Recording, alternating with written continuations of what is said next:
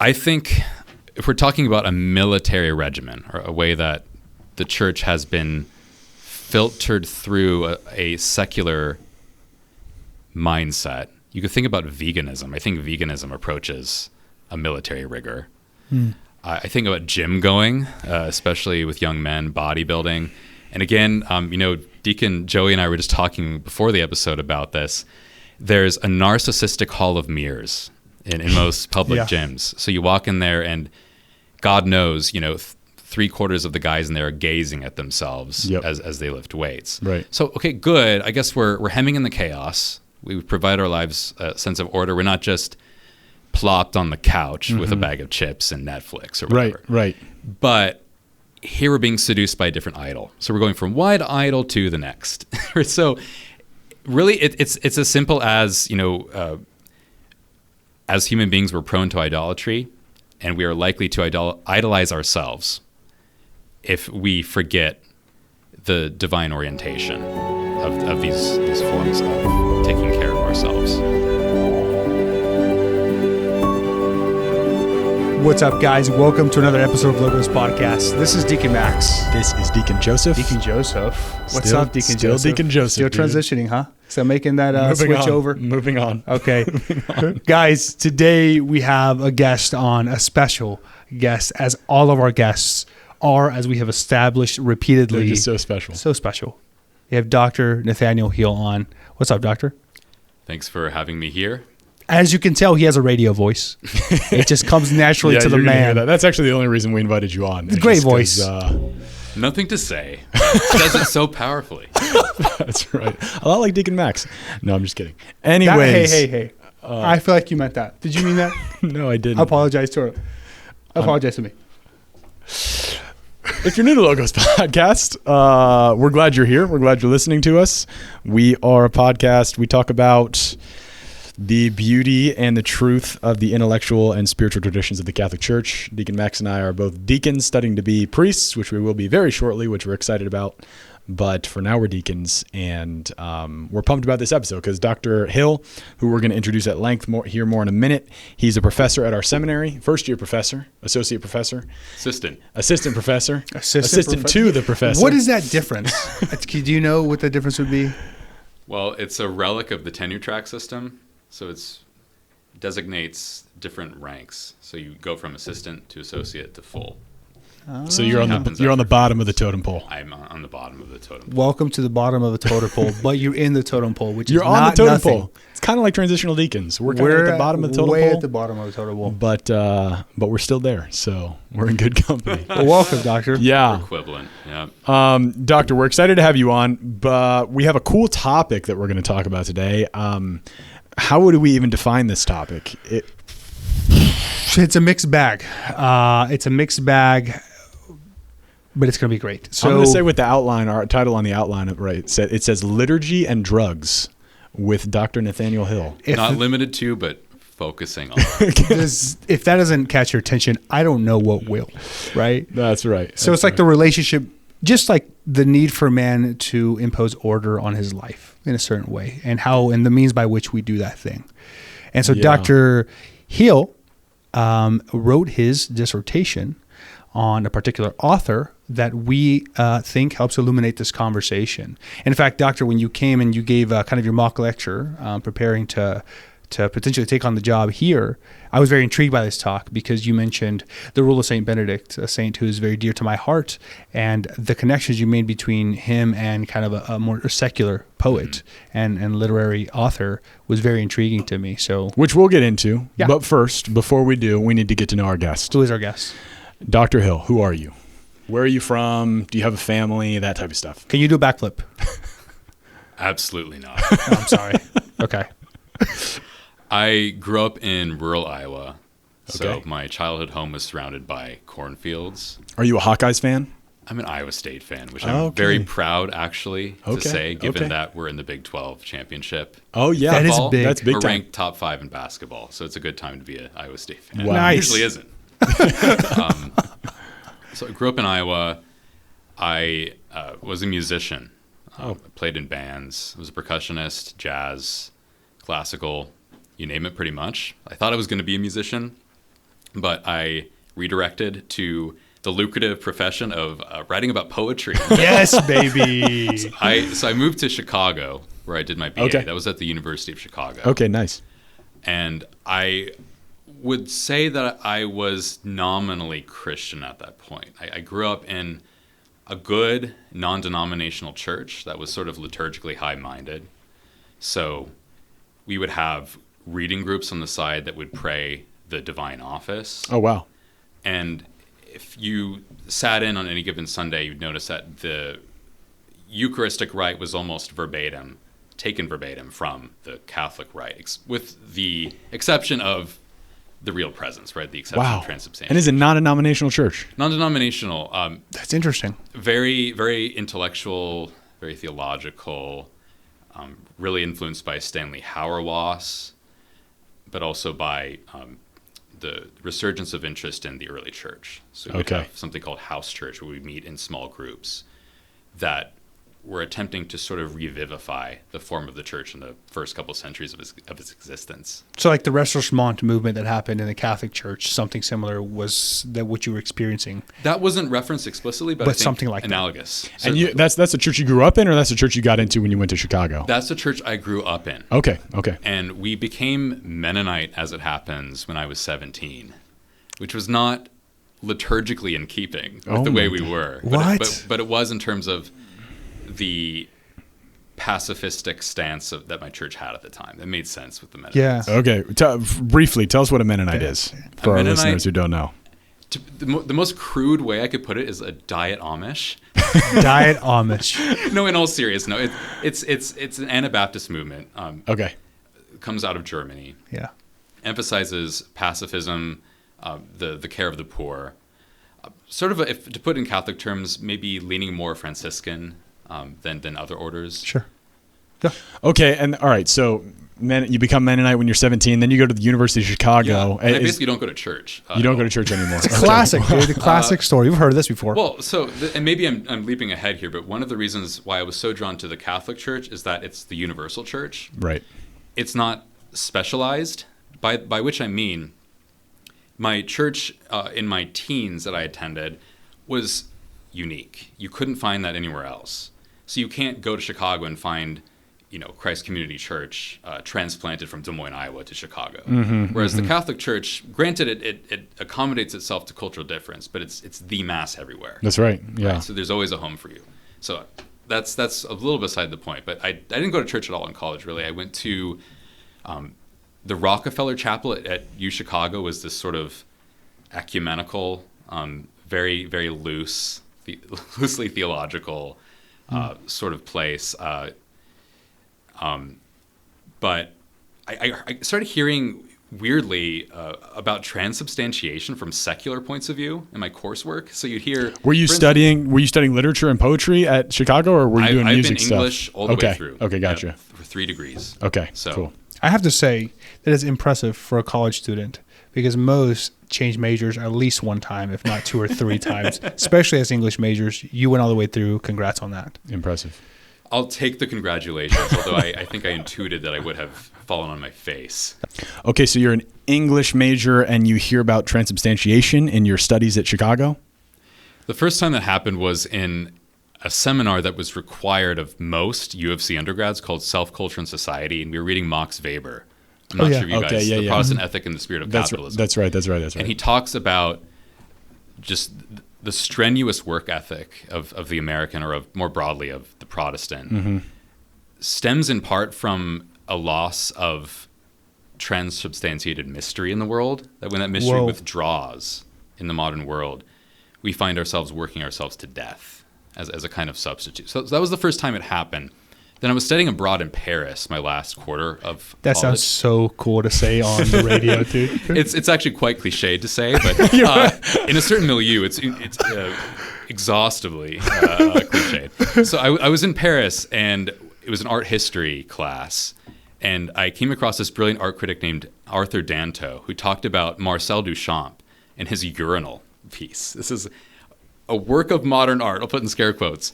Basically, this artist, French artist, slapped a urinal on the wall of an art museum, and this critic described this as a transubstantiated act. Oh my God. So the art world, the elite art world, is asserting its power of judgment over very mundane things such as a toilet, this item of modern infrastructure, and suddenly it's become this mystical thing because it's just simply on the walls of an art museum. Right. So right. I wasn't going to church, but I was thinking, man, this transubstantiation stuff.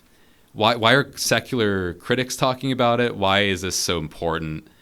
And I started going to Mass at Notre Dame, and one of the reasons why I'm so interested in secularism, I guess, in the work of Auden, whom we'll touch on in a bit, is that despite the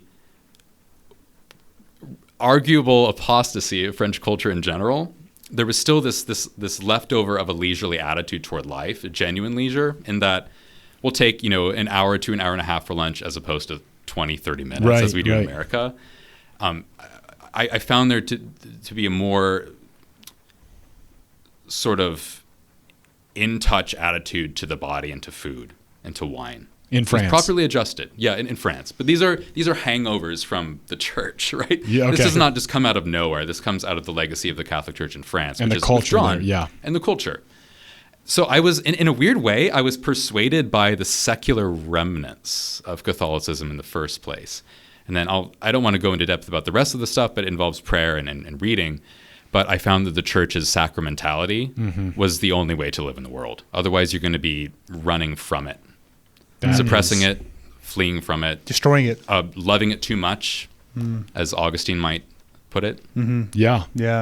And so really I suppose you had this encounter, you had this desire to enter into the sacramentality of the church, but you're also a married man. You also have a family. Where does your wife come into the picture? I mean, we would be bereft not to mention her at least once.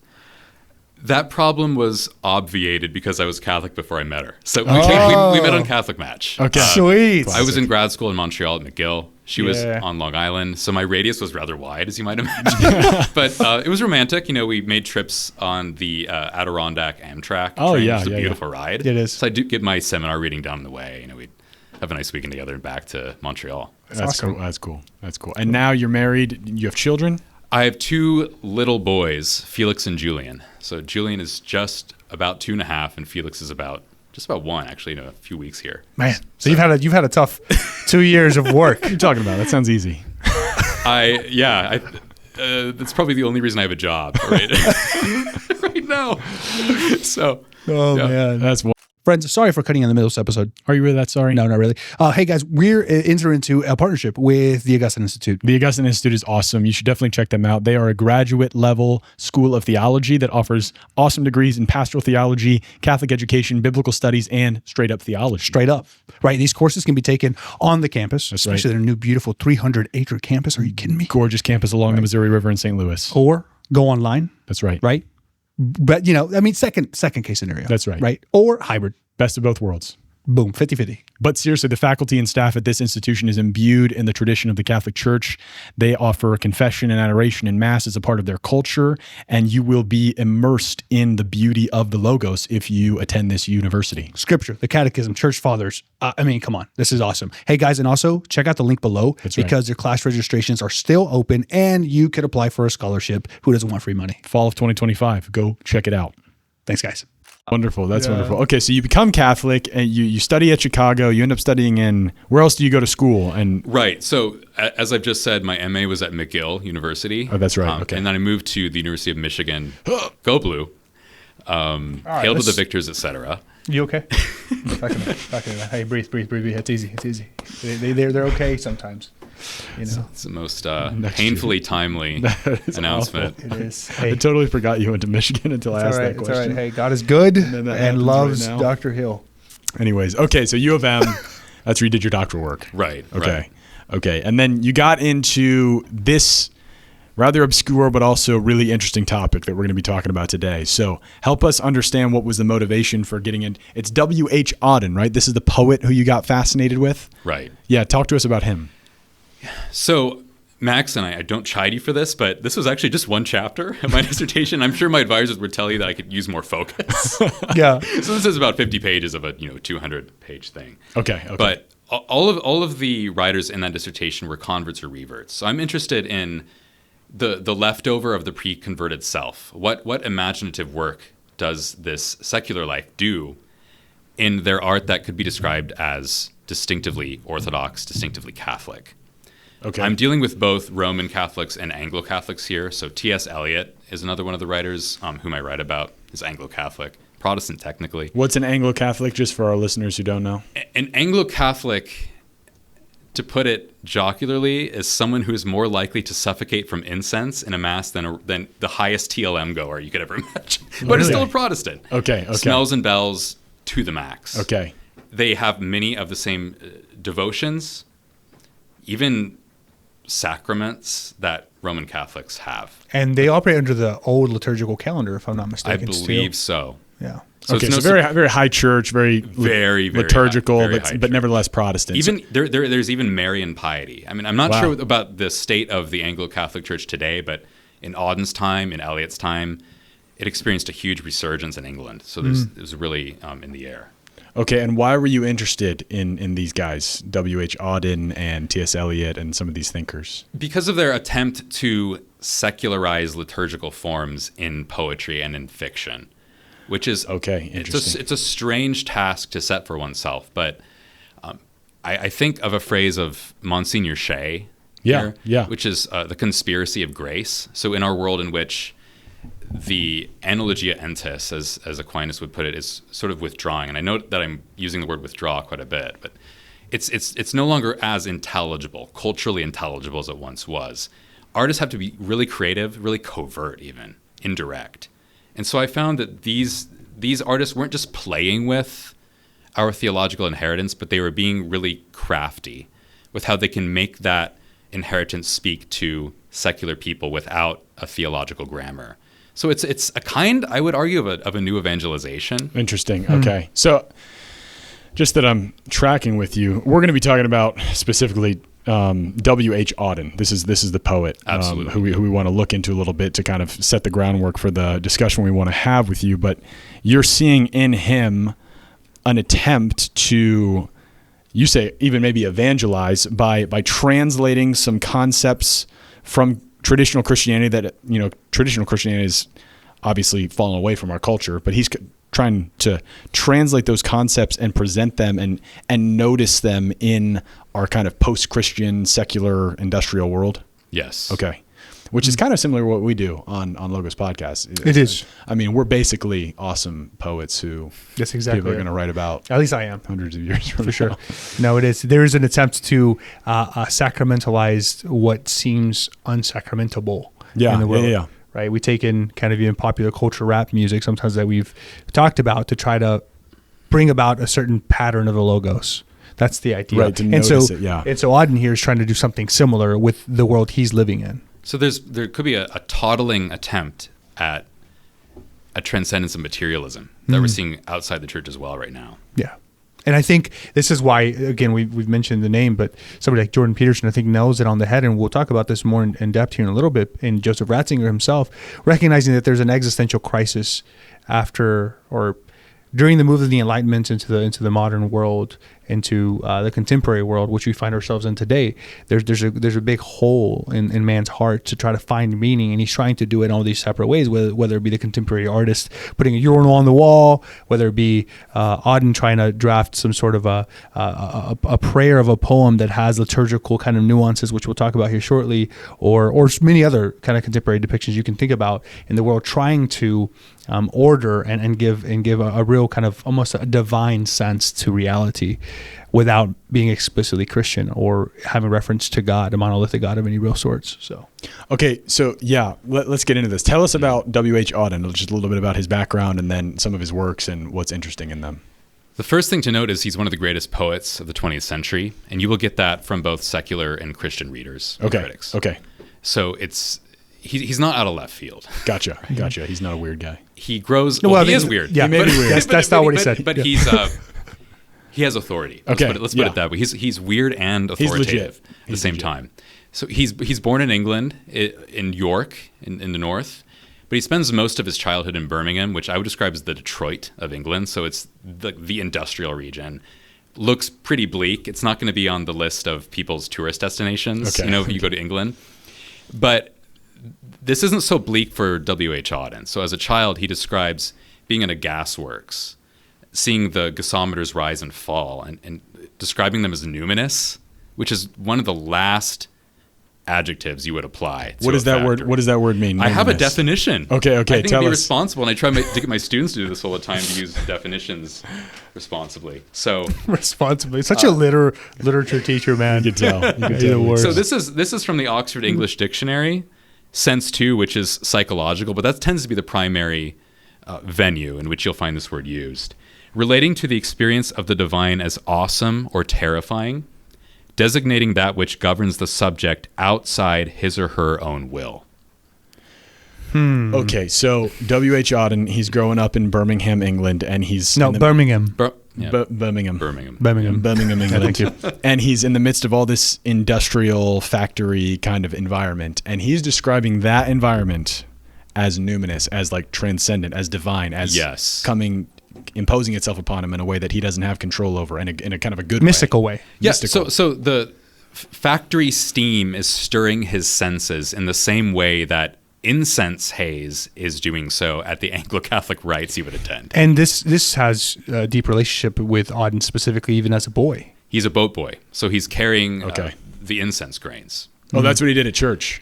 And he talks about being affected by I'm not sure if they say mass or just service, so don't quote me on that, but being affected by the magical rites, right? And more than any sermon he ever heard. So he's calling the mass magical, and he's calling the factory floor numinous. My argument, which I don't mean to prop myself up too much here, my argument is that this carries through the rest of his life and has religious implications for his poetry. Okay. Most people forget about or ignore deliberately this nexus between industry and religion, but I think it has lots to say about what makes this guy unique. Yeah, I mean, I can tell you personally that, so I wasn't at the presentation that you gave when you came to apply for your job here at our seminary, but Deacon Max was, and he was telling me about it, and he was telling me that there was this relationship that you were trying to draw between liturgy and like the Industrial Revolution and even drugs, pharmaceutical drugs, which we'll get into here in a minute. And my initial thought was how, like what, like that doesn't seem, those things don't seem to go together in any way. I tend to think of like industrial society as The antithesis.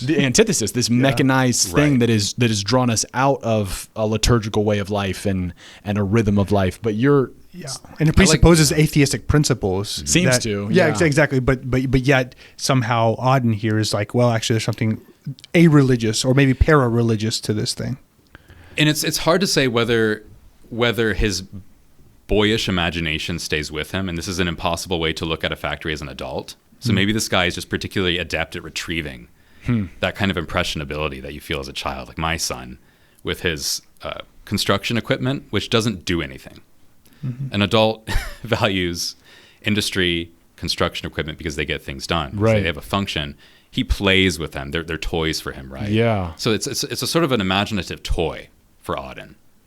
So is this a way for modern Catholic artists to look at our desiccated, blown out world and find a new, dare I say, sacramental repertoire for our art? I'm not entirely sure about that. I think it's an open question. And it's a really interesting question because my intuition wants to, when I think about when I read scripture and when I think about trying to help our society to the extent that I'm able to, trying to evangelize, I want to get us back to like creation. I want to get us back to nature. I want to get us back to being in touch with the rhythms of the world and kind of like anytime I get to go out into the wilderness, like backpacking, mountain climbing, things like that, it's amazing.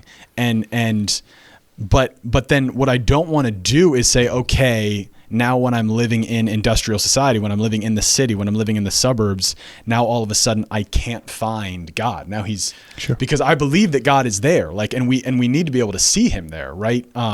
If we're going to survive in those contexts. Not just a weekend trip to Yosemite. Exactly, right?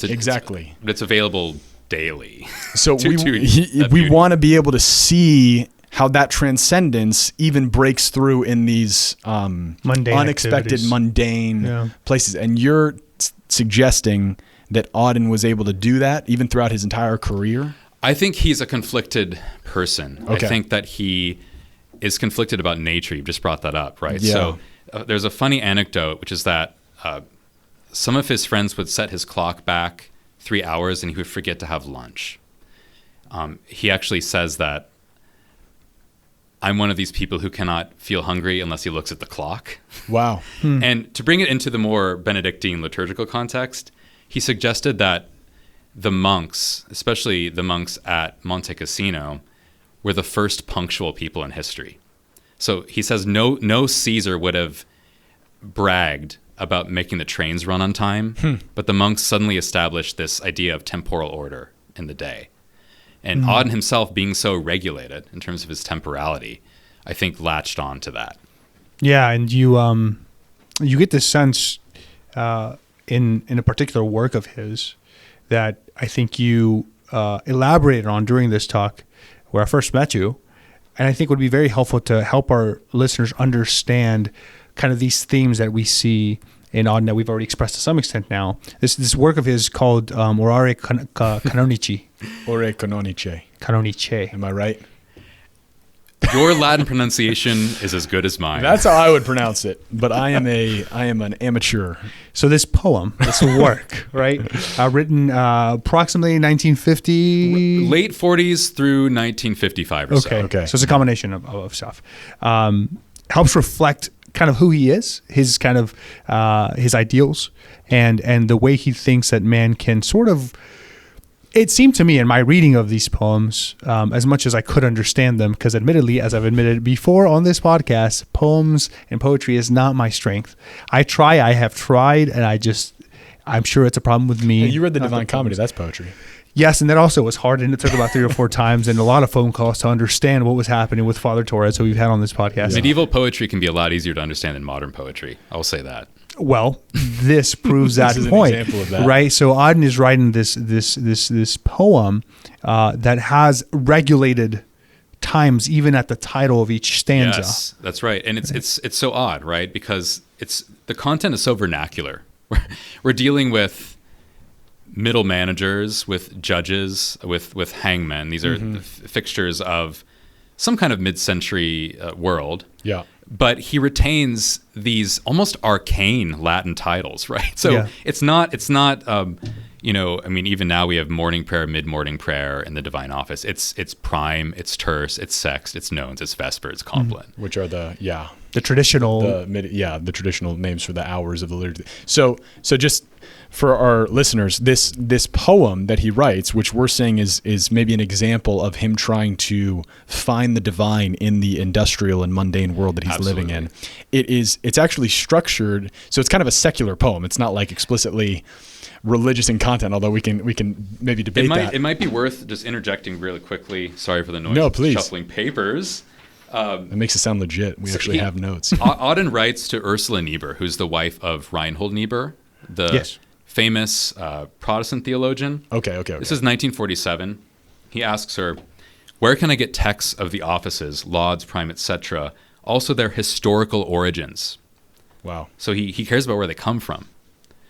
Probably the next month he explained, and I'm voicing here one of his biographers, that he had a possible scheme in mind for a series of secular poems based on the offices. That was his artistic aim that lay behind the writing of these poems. And again, for our listeners, the offices that we're talking about here, this is the divine office, the liturgy of the hours that the church has prayed and continues to pray, structured around the Psalms at periodic points throughout the day, and which usually very strictly structure the rhythm of life for monastic communities, right? And if you want to learn more about that, you can go listen to our episode on the Liturgy of the Hours. It's called The Rhythm of Reality. Beautiful. Wow. Did you come up with that name? You know me, Poppy. ChatGPT, thank you. No, come on. He didn't do ChatGPT. So a little historical tidbit here. Yeah, please. So 3 years earlier, before this 1947 letter, the Abbey of Monte Cassino, which is the birthplace of Western monastic liturgy, is blown to smithereens by both American and German forces. That's right. Yeah. I read this symbolically. You can criticize me for this. I'm sometimes a little too. I play fast and loose with my poetic sensibility, but there is a breaking down of the traditional infrastructure that supports liturgical prayer. In a way, and this would not be foreign to Auden. If he's asking about historical origins, he's thinking about history. This man is plugged into the press, right? Mm-hmm. He's active in the events of his day. So the breakdown of this sacred space where prayer is exclusive. We are set apart from the world, thanks be to God, but we're set apart from it. The breakdown of the infrastructure means that he can think a little more covertly, indirectly about how this plays out in the marketplace. And the traditional distinction between secular and religious, I'm taking this from Charles Taylor, has to do with speeds of religious life, so intensity of prayer. They're not, mutually exclusive, but they are distinguished from each other. But the secular is usually the marketplace. So he's taking the marketplace and he's trying to infuse it with liturgical sensibility. Because he thinks that these spaces that traditionally existed for liturgical prayer are slowly disappearing? Not necessarily. I mean, they're still there, to be sure. Okay. But, and this might be the Protestant in him, by the way. I know there's an emphasis on prayer in work. Work ethic is continued. we have ora et labora, right, from the Benedictine tradition, but yeah, the work ethic, right? So my without the sacraments, my sacramental activity is just doing my job really well. Mm-hmm. That's right. In business, in the law, whatever it is. That's right. And he's coming up in a time where the Industrial Revolution has really taken foot in England, as we were pointing out earlier, and then eventually moves to the U.S., where it's also taking off in the U.S. And so it's almost like humans are trying to grasp at some sort of order at the seemingly chaotic and fluctuating circumstances around them. And this idea of gravitating to the Benedictine tradition is an easy way to do that, to look at the order and go by the rules of St. Benedict, and specifically the way that they pray the office, and apply that to your own life, to your own work. But he's a bit of a cautionary figure for me, as much as I love him, because in the 20-year period when he was conceiving and writing Ore Canonicae, he picks up this drug habit, which was, by the way, was not just an idiosyncratic practice, but a sign of the times, of taking Benzedrine every morning, like 20 years, and Seconal at night. So he'd wake up and fall asleep by means of these pharmaceuticals. With drugs, okay. By the early 60s, 1 in 20 Americans was on amphetamines. So this is an incredible... and I want to point out something that we'll talk about elaborate a little more later, but Joseph Ratzinger makes a point that at the time, as you were talking about, the drugs were in common usage. And a lot of the reason that specifically methamphetamine and ketamine and heroin became popular in common use is in part, he argues, because of the fall away from religiosity and culture, specifically after World War I and World War II. And where did drugs become most used? In fascist, communist, and Nazi cultures. Oh, every Nazi was on uppers. Every Nazi. And every, Soviet soldier as well. Exactly. And part of it, again, taking that idea of the reason that people are taking these drugs is in part because they're trying to find logos. They're trying to find divinity. They're trying to find sacramentality in their existence. And these drugs can provide a practical remedy to at least they're waking up and falling asleep, but also perhaps, maybe, what they perceive as a pseudo-mystical experience to this life that is so limited to the horizontal dimension that they can't possibly perceive what it could mean that their heart is yearning for. And so even Joseph Ratzinger makes this, as you're talking about, this common use that Auden picked up, this drug usage, was something that was very, very common to a culture, both in Europe, making its way to the U.S., and very prominent in the life of Auden. The thing with him, though, is I cannot imagine him ever taking heroin, okay, or any narcotic. It's these amphetamines for him are a way for him to work harder. It's a religion of work. And again, I love Auden, but I would say he prays at the sacrifice, or prays at the altar rather of work. Mm-hmm. These drugs allow him to get there. Yeah, and just to fill this concept out for some of our listeners, because this was not always immediately evident to me, and it's still something I'm kind of thinking through and trying to. I need to read Max Weber's book about the relationship between Protestantism and like crazy American work ethic. But there is this. I read an article, I forget couple years ago in our secularism and liberalism class about precisely this idea that a Protestant, because they believe, saved through grace alone, through faith alone, by grace alone. Now, I've been saved, but how do I make sure, how do I assure myself that what's happened in me is actually authentic? And part of the way that I convince myself, ease the anxiety in my heart of I've been saved, because I don't have sacraments, right? I don't have anything except my personal act of faith. But in order to make sure that is real, I try to make sure that my life is producing fruits that give evidence to my having been saved, right? And so there's this very strange and counterintuitive, but very real connection between Protestantism and the intense American drive to produce and to work and to regulate and to get things done, right? And so you're suggesting that maybe Auden was a part of that stream. And also augurs some of the risks that even Catholics can run into. Oh, totally. And I'm taking this from Dietrich von Hildebrand, but turning liturgical practice into a kind of ascetic regimen, or it slips into a military regimen. Yeah, right? yeah. So liturgy at the heart of it is gratuitous praise. Mm-hmm. Right? It doesn't have a function in the way that instruments of the world have functions. Right.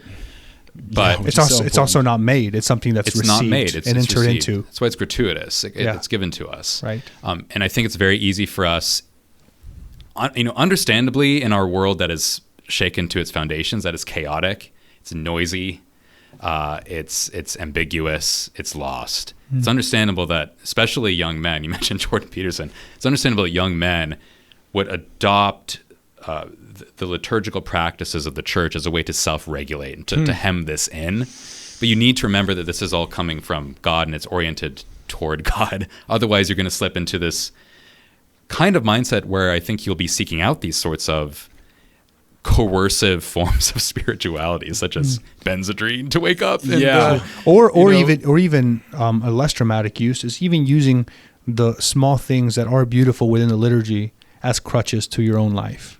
As even reducing yourself to those things rather than the object of those practices, were the worship of God, the union with God. I think that happens to us, whether you're Protestant, whether you're Catholic, whatever religion, is that we place our identity and our mission on the external acts rather than, as we've talked about before, on the heart, right? On the interior act that is called to be ordered, and use those external things that are serious and good and true and beautiful in their own way, but to use those as a means to really draw our hearts closer and closer to our Lord. So even that can be a limiting factor in our attempts to meet the divine. Here, on the one hand, like as you pointed out, on the one extreme, you have drugs seeking to draw us to an encounter with the divine. On the other hand, it could also be other simple material things to try to place God and limit God to those things. Yeah. Okay.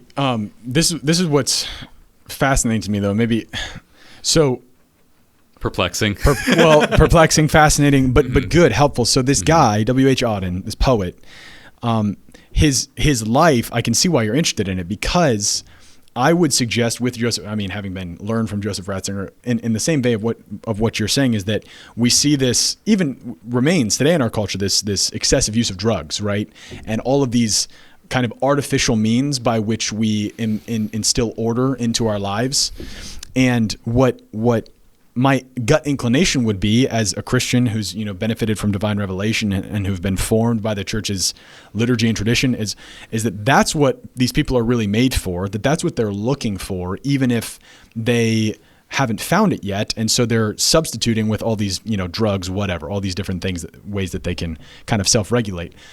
But the reason that Auden is exciting to look at is because he's almost evidence that hypothesis is true, right? Because here's this guy who is living in the midst of the craziness of the industrial world, and the aftermath of the Second World War, Second World War, and he is one of those people who's now using drugs to self-regulate, but he's also explicitly telling us that kind of what he's grasping for is actually in line with what the monastic tradition has already had from the beginning, in a natural way, right? Like that somehow they have it, and I'm trying to grasp at it, and But I'm having to have recourse to these artificial means. The moment where I realized I wasn't absolutely insane as a literary critic is in a poem from the 1950s later on, called "The Cave of Nakedness," which is a tribute to his friend Louis MacNeice, who had just passed away. And here he places in immediate proximity pill taking and the intercession of saints. So this is very brief. This is tell us about that. Couple lines here. That's all. Okay. He's talking about, and it's a poem and again, he's a weird poet. It's a poem dedicated to the rituals of going to bed. So the line goes, "As a rule, with pills to help them, the holy four exempt my nights from nuisance and even wake me when I should be woken," or when I would be woken, rather. The holy four are the holy four marshals, who are patron saints of the Rhineland. And typically they're invoked for protection against diseases, epidemics, etc. Okay. So he's praying to them to keep him well and to help him fall asleep. But he's still taking pills. Mm-hmm. so they're working together. They're not mutually exclusive. And I find this so bizarre. Yeah. But maybe not so much. Maybe this is happening more than we might think. Yeah. I mean, let me ask you this. I mean, there's probably a reason that you're so interested in this. You probably see this trend not just in the 1950s, but probably in our contemporary culture. Can you maybe point to places that you see these types of behaviors around us today? It's a great question. The most obvious question. I think if we're talking about a military regimen, or a way that the church has been filtered through a secular mindset, you could think about veganism. I think veganism approaches a military rigor. I think about gym going, especially with young men, bodybuilding. And again, Deacon Joey and I were just talking before the episode about this. There's a narcissistic hall of mirrors in most public gyms. So you walk in there and God knows, 3/4 of the guys in there are gazing at themselves as they lift weights. Right. So, okay, good. I guess we're hemming in the chaos. We provide our lives a sense of order. We're not just plopped on the couch with a bag of chips and Netflix or whatever. Right. But here we're being seduced by a different idol. So we're going from one idol to the next. So really it's as simple as, as human beings, we're prone to idolatry, and we are likely to idolize ourselves if we forget the divine orientation of these forms of taking care of ourselves. And this is where I think, going back to that theme of drugs and as an attempt to order our lies. Yeah, because obviously drugs are still everywhere today. They're everywhere, man. And they're new and they're involved and they're developed and people are addicted to them. People are addicted to different types of drugs, to prescribed medicine as well as over-the-counter medicine. We live in a world of addiction. I mean, that could be the sole characteristic of our culture today, if I had to say.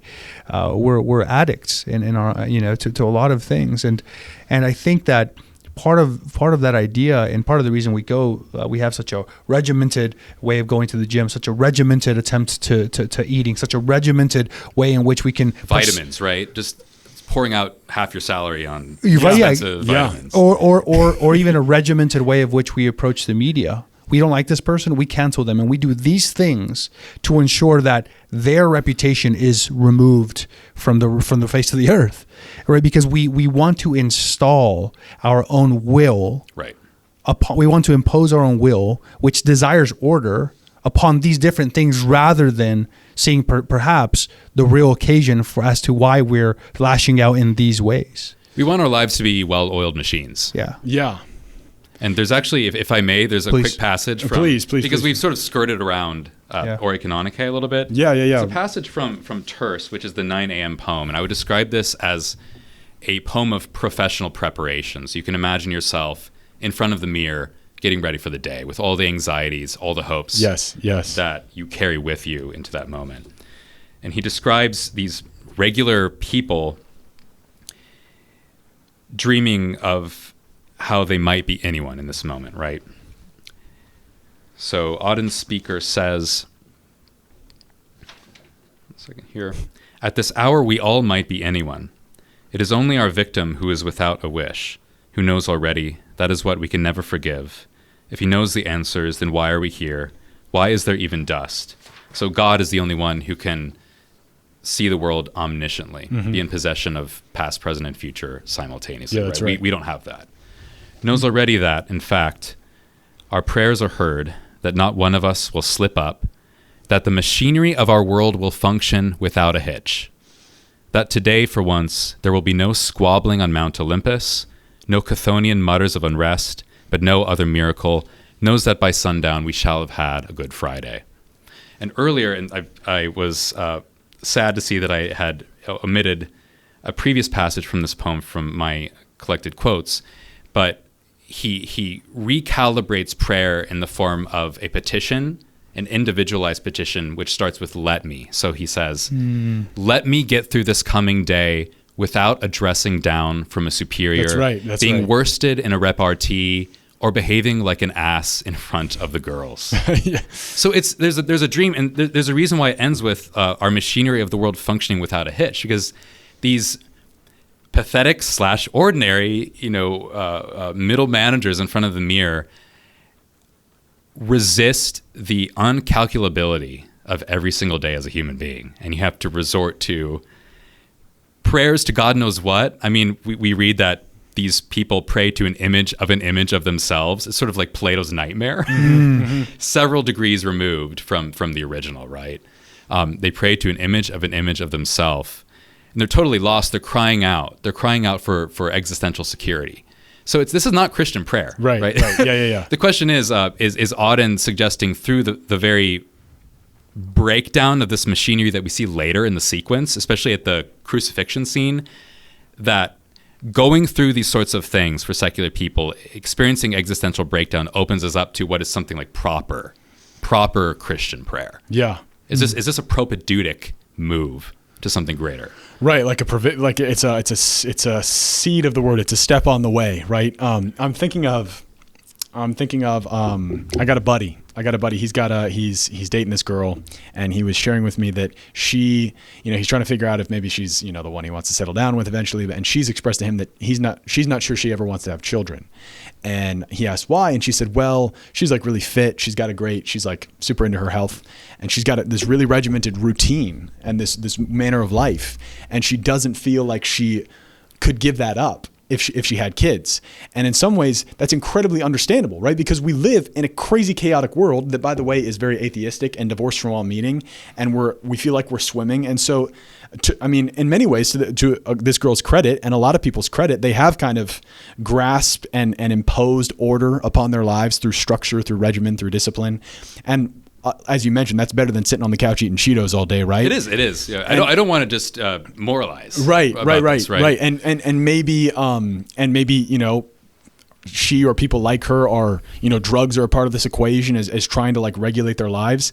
But what we'd want to say is like, okay, good. Like that's a step in the right direction, maybe from just like utter chaos and vice, but that's not it. And actually, if you want to experience reality to the full, you might have to let go of some of those manufactured structures that you've created for yourself in your life and become a little vulnerable and enter into the chaos, but then receive order, hopefully from God, from what he can give to you. And then at its highest form, maybe what Auden is suggesting in this poem is from the liturgy of the church, from like the rhythm of prayer and these authentic ways of prayer. Yeah, the question is, are these echoes of liturgical prayer in the secular world or not? Yeah. I want to bring in, talking about this question between the liturgy and this emphasis on doing maybe over being. Yeah, right? This is one of the things that Joseph Ratzinger talks about when diagnosing in a certain way, again, going back to the use of drugs, but he says that the use of drugs is really just an extension of man's will to create meaning for himself in the end, right? To create meaning, what? Well, to have some sort of a divine encounter made for himself. Mm-hmm. Right? Another thing that he says is that he thinks that the reason that drugs have become so prevalent is because he says that a relativistic person, a society that operates under relativism, says there is no such thing as objective truth, and yet nature, creation, can't help but shout its objectivity. That's right. So what do? Well, we seek to manipulate nature. Mm-hmm. And how do we do that? We exert our will. Right? So maybe Nietzsche was right. Yeah. We exert our will on these things. And he is just he's just describing what many people had held up to him, Hegel and Marx and the sorts, and moving on to even the kids of today, the teenagers of today, that are doing supersedes reality, supersedes a logos, supersedes being, right? And so the question comes up, Gordini, that Ratzinger and then Gordini bring up, in a culture that places a premium on doing, on productivity, we're going to say the Greek word, on ethos, right? Ethics, on living, rather than being, can we envision a world where the liturgy actually matters? Because the liturgy has characteristics that are antithetical to our contemporary culture. One of those being, like you mentioned earlier, playfulness. It's useless, right? It's useless. Absolutely. I was talking about toys earlier. But Exactly. It doesn't have an instrumental function in the way that we'd want it to have. One of the greatest tragedies, I think, is I talked about France earlier, but wandering into Saint-Chapelle or the Sacré-Cœur or whatever, and seeing tourists armed with their phones, capturing the beauty of this place. Yes, right? yes, so that I can have it, Have right? it, yeah. Yeah, but also it may even be an honest admiration of it. It could be, yeah. But that's not the point. Yeah. That's not the point, though, right? Right. Because we're not called to just admire or to even be fascinated or to own and capture. manipulate, right? We're called to enter into that, really, truly, our whole being into that, right? But in a culture that places ethos over logos, over being, over reason, over truth, over intellect, right? Then we detach ourselves slowly from reality. And then things like the liturgy, things like philosophy, things like literature, right? Things that seem useless don't have a place in the world. We place a premium not only on those specific maybe subjects of study, but we also place a premium on persons who do not live up to the ideal that a contemporary culture holds up to. If you are not making money, Yep. right? If you are not this profession, if you're not this person, then you are not worth our time.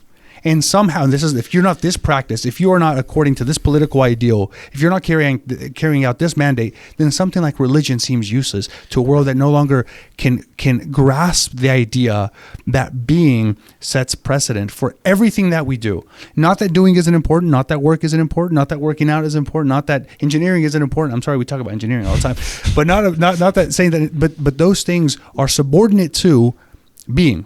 And receiving the gift. Receiving right? Praise is paramount. And that's what the liturgy does. The liturgy is offering being, as it were, to him in which being subsists fully, right? That's the move. It's being in this created world in this limited way, united to him, to God, to the Godhead. Which is why I'm going to steal your thunder, because you were planning on using this quote from Ratzinger, but I'm going to steal it. He said that in the Middle Ages, they didn't need drugs, right? Because what were the monks in the Middle Ages doing? They were living a very ordered, disciplined, and even productive life, right? Like they were producing things, they were making things, but it was all grounded in this far more fundamental receptivity of prayer, of worship, of praise, of thanksgiving for the gifts that they had been given, rather than we're just going to clench our fists and just like make this happen. And ironically, that's where something like engineering came from the Carthusian monks who invented the sewage systems to operate their own feces. That's literally because in their prayer they had to get rid of and replace and replenish themselves. They figured out a way to deal with their own life. That's awesome. You know, you have secular critics and hesitant admirers of the church, let's say, like Giorgio Agamben, the Italian philosopher. Not familiar. I'm sorry. You will be if you spend time in the secular humanities. Okay. But he has a book called Monastic Rule and Form of Life, in which he associates the dawn of Benedictine liturgy with a technological approach to time. So the clock, right, and which has, the Marxist in him says, well, this travels into the factory system and into capitalism, and the worker loses all his freedom, et cetera, et cetera, et cetera, right? Mm-hmm. But the point is, and you have to be in a praying frame of mind to appreciate this. It's a rule that gives life, right? Liturgy is a regulation that redeems us and that frees us. Yeah. And that's what everyone is seeking regulation, but we stop short. we stop at regulation. Yeah, that's really. Go ahead. Joe was going to say, we stop at regulation, and going back to what Gordini was saying, when we place ethos over logos, we seek out regulation and forget that we need spiritual disposition, right? So that regulation we think is this external act. We think that's the salvific means by which we actually come to know and be saved by God, but that's not it.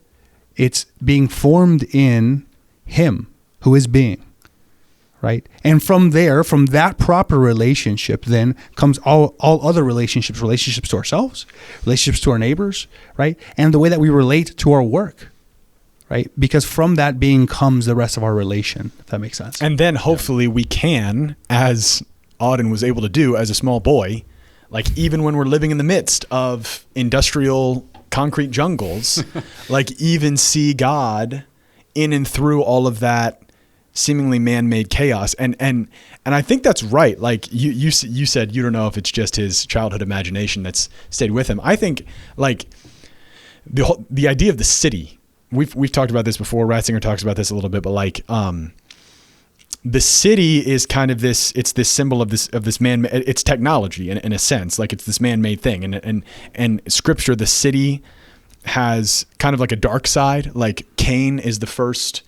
He founds the first city. He's the first murderer, right? Civilization, this is René Girard. Civilization comes out of a founding murder. That's right. That's right. That one. Yeah. And so there is this, and we intuit this, like if this is why if you're walking around a city at night, you're kind of like scared because there's this violence that's a part of the structure of a city, and it's this imposition.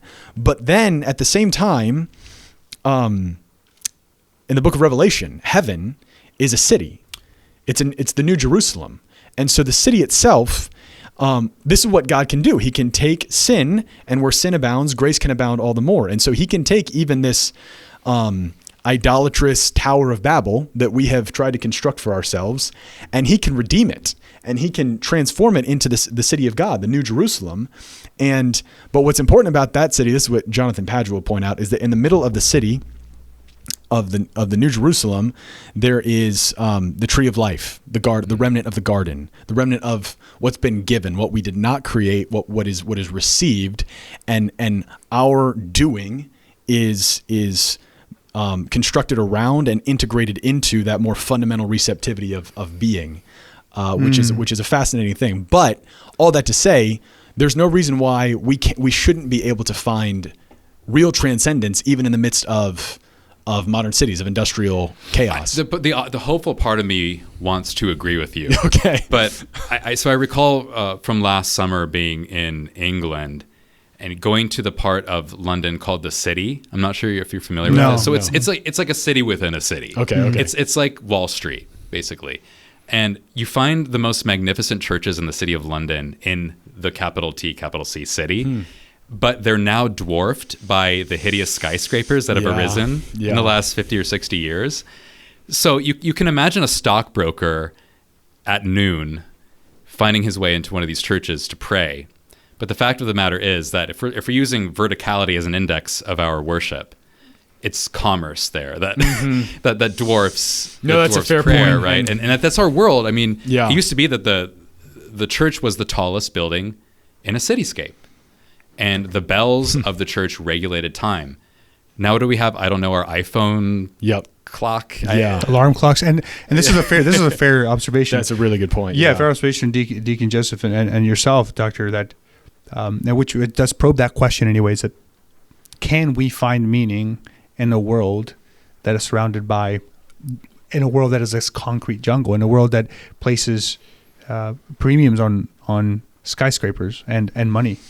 And let's say Zoom calls, like, I mean that's an honest question. Yeah, it's how, and because I think a lot of people would, like you said, hopefully agree with the idea that there is meaning there, but it's so hard to perceive, and it's like another added barrier to our already disordered passions and weakened intellect and weakened wills. And then on top of that, we have all of these technologies, and then on top of that, we have drugs that tells us they can regulate those things, and that's a fair question that I think we need to ask ourselves. I think one of the reasons for the recent appeal of the traditional Latin Mass for young people is its polar the fact of its being a polar opposite to functionality and to materialism. Totally, absolutely. So, and this is one reason why this has just occurred to me, why Auden may have chosen these arcane Latin titles as opposed to vernacular ones to order the sequence of poems. Because even in the 60s, he was still thinking about liturgy as magical.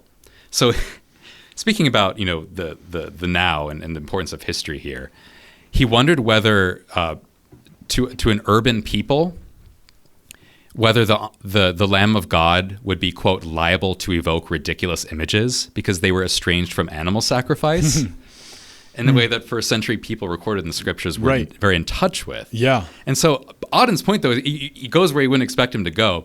And he was a staunch advocate of the maintenance of Latin in Anglican liturgies in the 60s. Wow. He says the Agnus Dei at least has the attraction of a magical spell.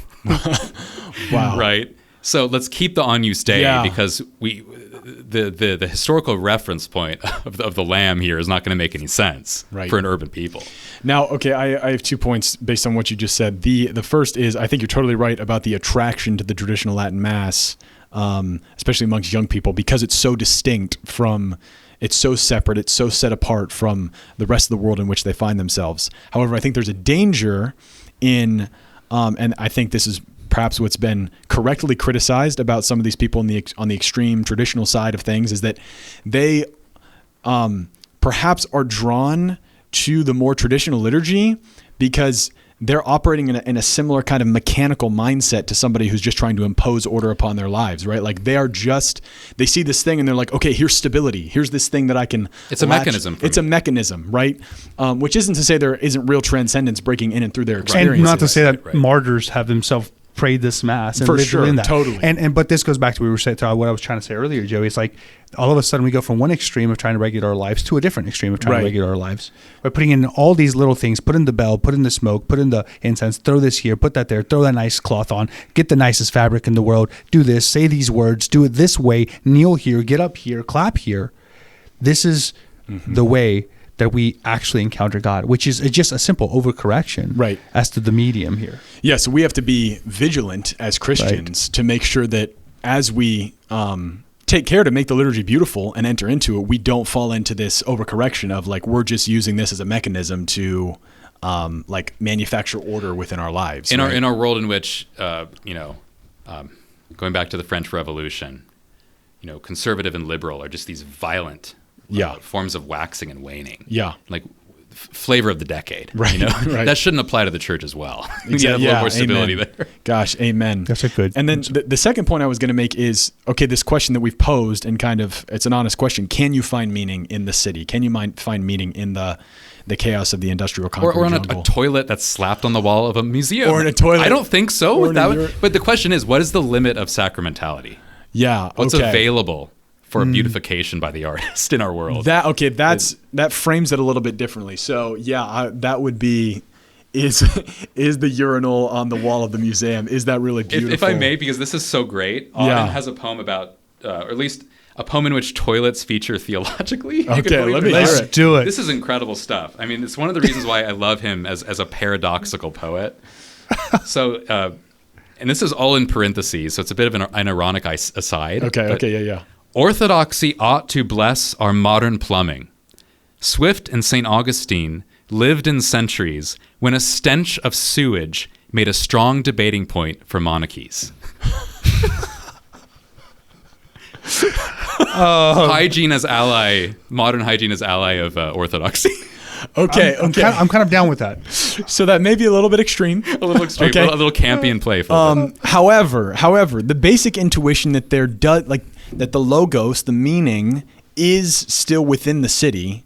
Like, I have to agree with that. Like, I have to say yes. But here's where it becomes problematic. If you were to just say, "All right, sweet, I can find meaning and transcendence like within modern secular society, so I'm just going to like full immersion into that, and that's where it's going to be." You're going to go nuts, and you're going to be led astray, because the world that we construct it has seeds of goodness, but it is ultimately sinful. So it's going to lead you away, which is why to survive and to be able to continue to see God in the midst of modern reality, you have to regularly retreat retreat either out into the wilderness, like this is why the Israelites had to go out into the wilderness first before becoming Purified. a people, right?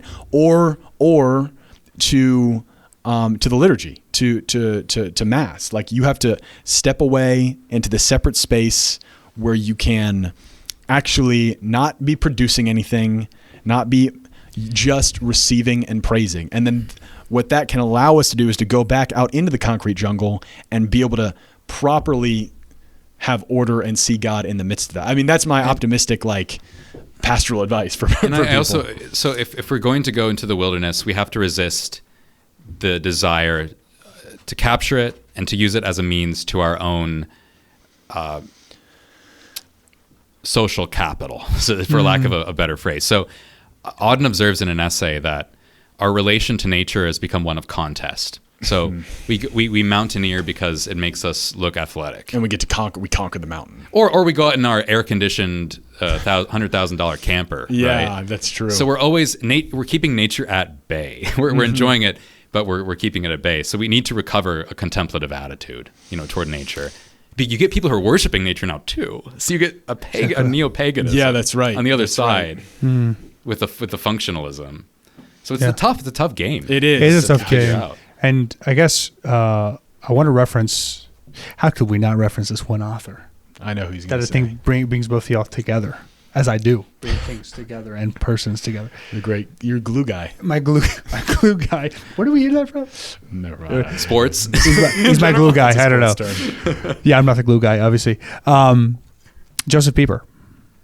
All right. Joseph Pieper says that leisure, which you've talked about so many times on our podcast now, specifically lived out within the liturgy on the Dies Domini, on the day of the Lord on Sunday, is actually the way we're regrounded in being, right? It's the way we're actually regrounded to nature again in a certain way. Right? I've always been very personally fascinated. Talk about childhood influences on the liturgy. Here we go. Ever since I was a kid, I've also been very fascinated by like the fact of like the Mass is like the one place where like young boys can actually play with fire indoors. I can light torches and go to these and just like begin a fire right in the middle of the church, and it's totally cool, normal. It's another day, but it's like you're actually like getting dirty. You're actually touching. You're not playing Call of Duty or whatever, right? You're not playing Call of Duty. You're not yelling at your mom. You're not fighting for your chicken nuggets. You're actually like, and you're doing it with a purpose in mind. Right? You're actually being united to, and it's a holy day. As little kids, there's only so much your reason can reason. I mean, developmentally, that's the case. But there's at least an intuition there. We're like, okay, we're here, and this is life, right? And that's kind of, we're called to enter into that dynamic of being again, of trying to, and a being that, again, not to undermine the power of grace, because it is grace that's bringing us to Him who is being, who is truth. Him, Jesus Christ. It's Him at the end of the day that's enlivening us, that's moving us to faith, to hope, and to love. Right? That's what's happening. But these spaces of eternity are where we begin that relationship that hopefully one day will come to full completion in heaven. It's the liturgy is in harmony with the elements, right? And back to my own conversion, one of the most profound but simple appeals of the faith for me was ordinary bread and wine, fruit of the earth and work of human hands being sanctified. And if we're talking about relation to nature, a relation to nature that is also supernatural, working through nature to get to the divine, what better way than that, than the Eucharist? Right? The real transubstantiation, not the urinal on the wall of not the drugs on the wall. The There's a bunch of drugs rich guys in New York saying this is art, so obey me, and shell out some money too. Oh my gosh! Well, this has been a fascinating and awesome conversation, and I'm so happy we've gotten to have it. I want concluding thoughts from either of you. We'll let Dig and Max go first, and then Dr. Hill, just if you have any final things you want to add or remarks to make to our listeners. Yeah, don't do drugs. That's hopefully that's clear. Hopefully that's abundantly clear. College students, not even Adderall, which is readily accessible probably in every floor of the library. Exactly. Yes, I mean that's a great point of a modern example. It is an amphetamine, I guess. Yeah. So no drugs. Don't do that, kids. Yeah. That's my last note to you. Yeah, pray. worship, that will order your life Amen. better than drugs can.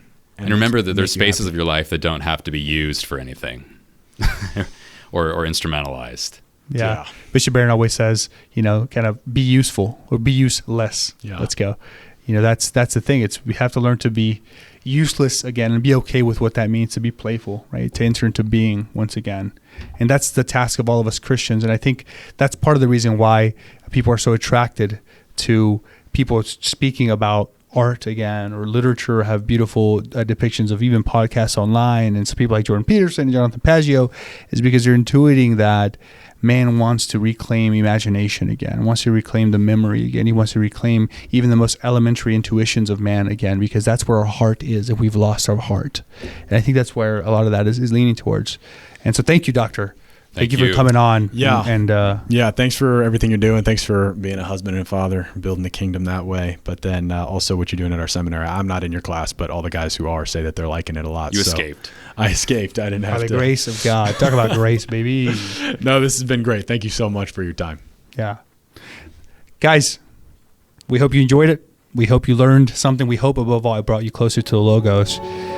Please like, subscribe, comments, do one of those things. But if you made it this far, I know you're willing to do it. So please just take that extra 5 seconds to do it. And as always, God bless.